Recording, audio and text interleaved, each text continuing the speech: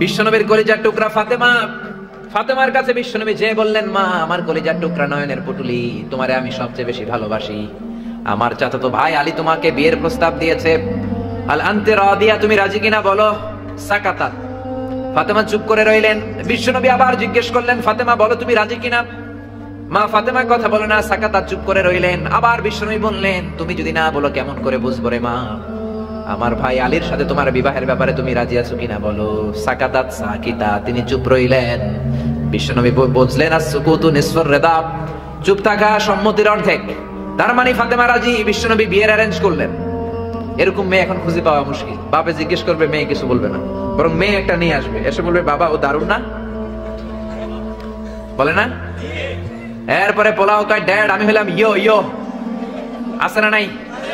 এজন্য যুবক ভাইয়েরা সাবধান, ফ্যান্সি ডিলিয়া বা খাবা, আযাবার গজব নাজিল করবে কে? জিনার মধ্যে যদি জড়িয়ে দাও, দেশের মধ্যে আযাবার গজব নাজিল করবে কে? এজন্য বাবারাও সহজ হন, মেয়ের বাবা ছেলের বাবা সহজ হয়ে যান, অল্প মহারানা নির্ধারণ করেন। বিশ্বনবী বললেন, সবচেয়ে বরকতপূর্ণ বিয়ে হচ্ছে আইসারুহা মুনা, যেই বিয়ের মধ্যে খরচ কম হয়, যেই বিয়ের মধ্যে মহারানা অল্প নির্ধারণ করা হয়। ইসলামী মহারানাটা দেয়াকে ফরজ করে দিয়ে দেয়া হয়েছে বিয়ের মধ্যে। জোরে বলেন ঠিক কিনা? এটা কিন্তু অপশনাল নয়, এটা কম্পালসরি। ওয়া আতুন নিসা সাদকাতিহিন্না নিহলাতান ফাইন তিবনা লাকুম আন শাইইম মিনহু নাফসান ফাকুলুহু হানিআম মারিআ। বিয়ের রাতে টাকা দিয়ে দাও, পয়সা দিয়ে দাও। এখন এগুলো নাই, শুধু ধোঁকাবাজি। কে কেমনে ধোঁকাবাজি করবে? 20 লক্ষ টাকা মহারানা নির্ধারণ করে, 20 টাকাও দেয় না, আছে না নাই? এরপর বিয়ের ভেতরেও ধোঁকাবাজি, আছে না নাই? ছেলের কোয়ালিটি নাই, হাজার হাজার কোয়ালিটির কথা বলে ফুলিয়ে ফাপিয়ে ছেলেরে শাহরুখ খান বানায়, ছেলেরে বিল গেটস বানায়। ছেলের বন্ধুর বড় বড় সম্পত্তি গুলো দেখিয়ে বলে এগুলো ছেলের সম্পদ, আসলে রাস্তার ফকির, আছে না নাই? তো বিয়েটাই যদি ধোঁকাবাজি দিয়ে হয়, পুরো ফ্যামিলিটাই তো ধোঁকাবাজির ফ্যামিলি হবে, বাচ্চাগুলো হবে বড় বড় ধোঁকাবাজ। বলেন ঠিক কিনা? আবার বিশ্বনবী মেয়েকে বিয়ের পিড়িতে বসানোর আগে ধোঁকাবাজি করতে নিষেধ করলেন। বিশ্বনবী বললেন, পরচুলা পরবা না। পরচুলা চিনেন?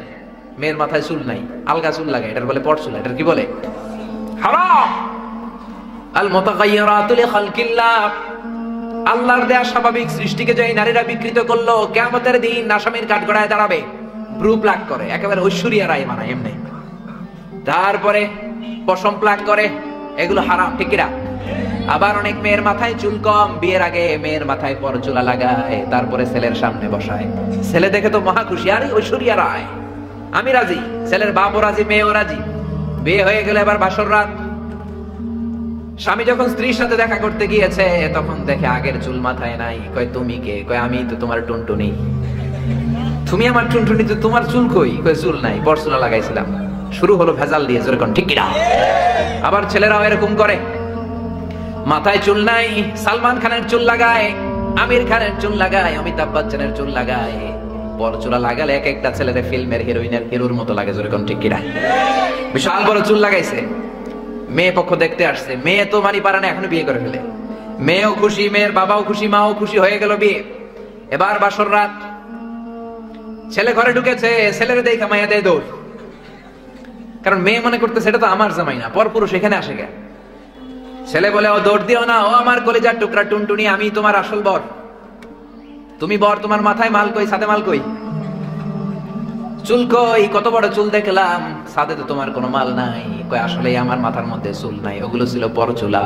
হারাম। জোরে বলেন ঠিক কিনা? বিশ্বনবী বললেন, মান গাশশানা ফালাইসা মিন্না, he is not among us, who deceives us. যে আমাদেরকে ধোঁকা দেয় সে আমার উম্মত নয়। জোরে বলেন ঠিক কিনা? এজন্য বিয়েটারে সহজ করে দেন। বিশ্বনবীর জামানায় দুর্ভিক্ষের বছর, এক সাহাবী এসে বললেন, ইয়া রাসূলুল্লাহ বিয়ে করব, টাকা নাই। বিশ্বনবী বললেন, টাকা না থাকলে কেমন করে মোহরানা দিবা? এই কথা কিসের ভাইজান? কথা বলেন, হুজুরে নিয়ে আসেন, বসান। টাকা না থাকলে মোহরানা দিবা কেমনে? সাহাবী বললেন, আমি গরিব মানুষ, টাকা পাবো কই? বিশ্বনবী বললেন, তাহলে এক বক্স খেজুর আনো। এক বক্স খেজুর জোগাড় করতে পারবে কিনা বলো। সাহাবী বলল, ইয়া রাসূলুল্লাহ, ইয়া হাবিবাল্লাহ, এক বক্স খেজুর আনা যাবে। এক বক্স খেজুর এনে দিল। এক যুবতীরে বিশ্বনবী বললেন, ও যুবতী, বিয়ে করবা কিনা বলো। যুবতী বলল, করব। বিশ্বনবী খুতবা পড়িয়ে ইজাব কবুলের মাধ্যমে দুইজনের বিয়ে পড়িয়ে দিলেন। আর মেয়েটারে বললেন তোমার স্বামী দরিদ্র, টাকা পয়সা নাই, এক বক্স খেজুর এনে দিয়েছে, মা খেজুরের বক্সটা হাতে নাও, এই এক বক্স খেজুর হলো মা তোমার বিয়ের মোহর। আরো আস্তে কোন সুবহানাল্লাহ। এক বক্স খেজুর দিয়ে বিয়ে হয়ে যায়।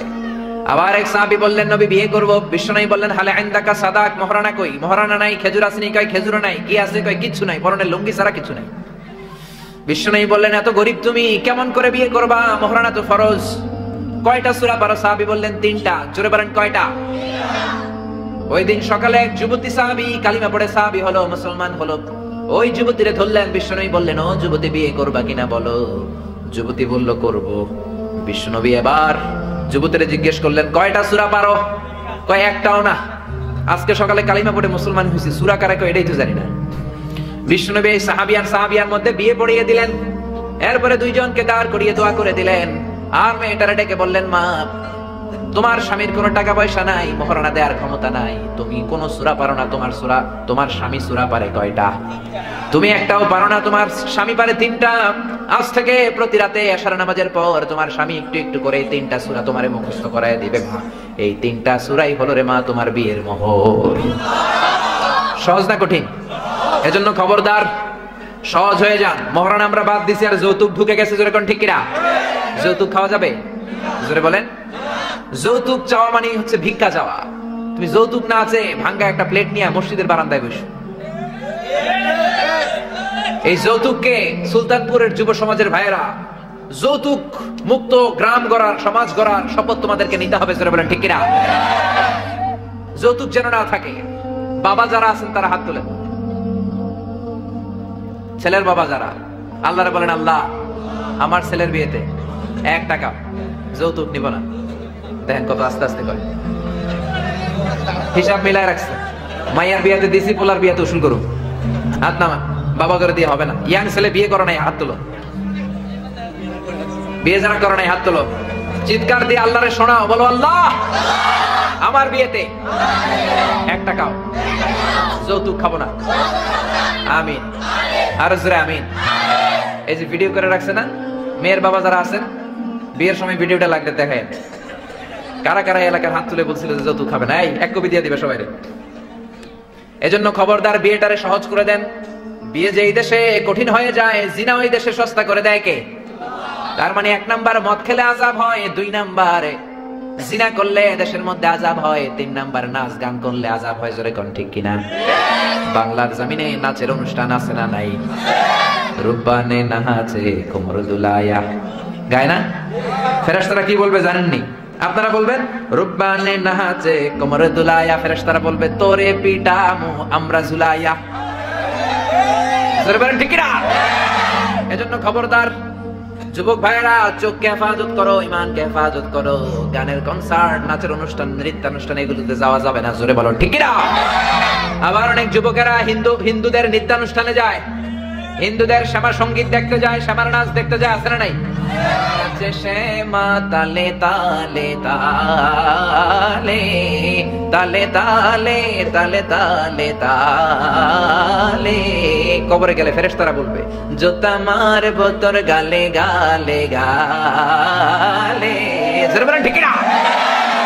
এজন্য খবরদার যুবক ভাইয়েরা, এই 4টা কাজ গুনে গুনে বেঁচে থাকবা। মদ, ইয়াবা, ফেন্সিডিল, হেরোইন খাওয়া যাবে না। 2 নাম্বার জিনার কাছেও যাওয়া যাবে না। 3 নাম্বার নাচের অনুষ্ঠানে যাওয়া যাবে না। 4 নাম্বার হারাম গানের অনুষ্ঠানেও যাওয়া যাবে না। জোরে বলেন ঠিক কিনা? এগুলো থেকে বেঁচে থাকলে দেশটারে বরকতময় করে দিবে কে? আল্লাহ। আর নারীদের প্রতি সংক্ষেপে উপদেশ, জি বাংলা দেখা যাবে না। জোরে কোন ঠিক কিনা? স্টার জলসা দেখা যাবে না, কিরণমালা দেখা যাবে না। এগুলো হচ্ছে পারিবারিক অশান্তির মূল। জোরে বলেন ঠিক কিনা?